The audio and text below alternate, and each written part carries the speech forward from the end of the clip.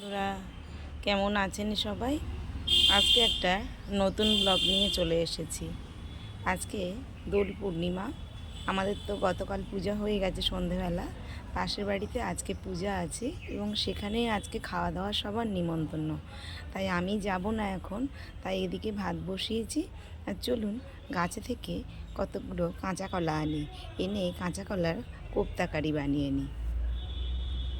এই গাছটা ঝড়ে পড়ে গেছিল। গাছটা দেখুন, বেশি গাছ নয়, কিন্তু প্রত্যেক একটা কাঁচকলার কাঁদি শেষ হলে আবার একটা পড়তে থাকে। এই ঝড়ে পড়ে গেছে, আর এটা পড়ে গিয়েই কিন্তু সুবিধা হয়েছে পারতে। আমি এখান থেকে দুটো কাঁচকলা নিয়ে নিই, না আজকে তো আমি একা খাবো। এই যে এখান থেকে দুটো কাঁচকলা নিই, যার কাঁচকলাগুলোর সাইজ দেখুন, প্রচুর মোটা বড়। কারা কারা এভাবে কাঁচকলা পেড়েছেন আমাকে জানাবেন। আর কাঁদিটাও খুব বড়, অনেক দিন যাবে। গরমের সময় কাঁচকলা খাওয়াটাও ভীষণ উপকার। এদিকে রান্নাঘরে ভাত বসে গেছে, আর আমি এখন কাঁচকলাটা সিদ্ধ করতে দেব। কলাগুলো 4 টুকরো করে জলে ধুয়ে নিয়ে একটু জল দিয়ে সিদ্ধ বসিয়ে দিয়েছি।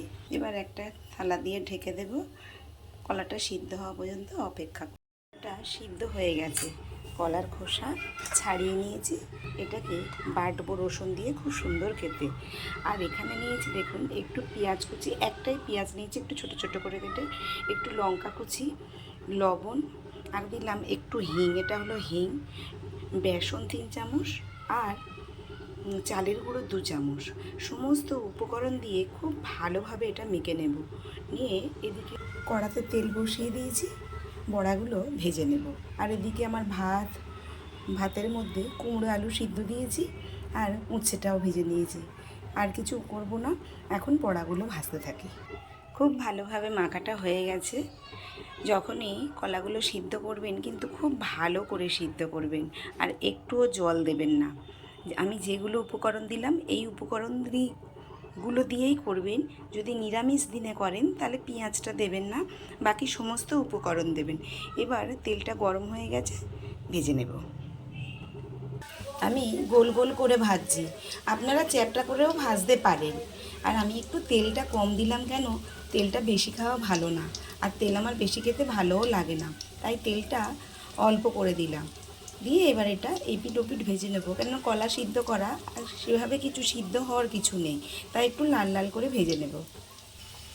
লাল লাল করে ভেজে তুলে নেব, বাকি সবগুলোই ভেজে নেবে এভাবে। নিয়ে এটাকে মাখা মাখা ঝোল করব ভাতের সাথে, তাহলে খাবার পাতে আবার দেখা হবে। কমপ্লিট, এখন খেতে বসেছি। কুমড়ো সিদ্ধ, আলুটা নিয়ে নিই, আলুটা আছে, আর এখানে উচ্ছে ভাজা, আর এই যে কলার কোপ্তা করেছিলাম না, সেটাকে একটা পেঁয়াজি টাইপের করে নিয়েছি। এটা ভাতের সাথে খাবো। আর এই যে সেই কলার কোপ্তাগুলো যে বড়াগুলো করেছিলাম, তরকারিটা দেখুন কত সুন্দর হয়েছে।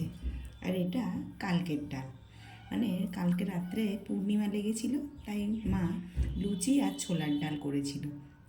কিছুটা বেশি ছিল, ফ্রিজে ছিল সকালবেলা, তাই ওটাকে বের করে নিয়ে একটুখানি ঝোল ঝোল করে নিলাম।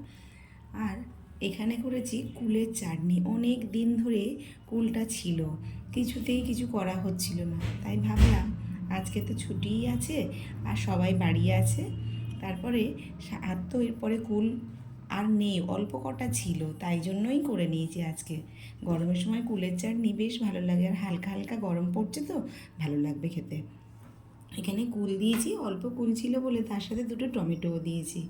তাহলে আজকে খাওয়া দাওয়াটা করা যাক।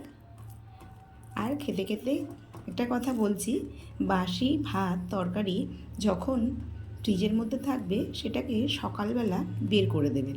বের করে দিলে তাহলে ঠান্ডাটা কেটে যাবে, গরম করতে খুব তাড়াতাড়ি সুবিধা হবে, এতে তাড়াতাড়ি গরমও হয়ে যাবে। আর বাসি জিনিস যতটা পারবেন এড়িয়ে চলবেন। অনেক সময় বেশি হয়ে যায়, রাখতেই হয় অগত্যা, কিচ্ছু করার থাকে না, তখন তো রাখতেই হবে, কিন্তু যতটা পারবেন অ্যাভয়েড করবেন। বর্তমান সময় দেখছেন মানুষ কতটা অসুস্থ হচ্ছে সব দিক দিয়ে।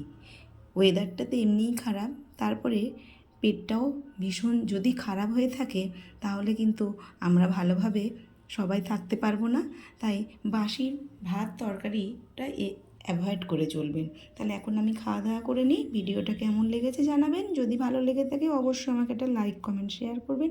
আর ফেসবুক থেকে দেখলেন ফলো করবেন, আর ইউটিউব থেকে দেখলেন আমার চ্যানেলটাকে সাবস্ক্রাইব করে আমার সাথে থাকবেন।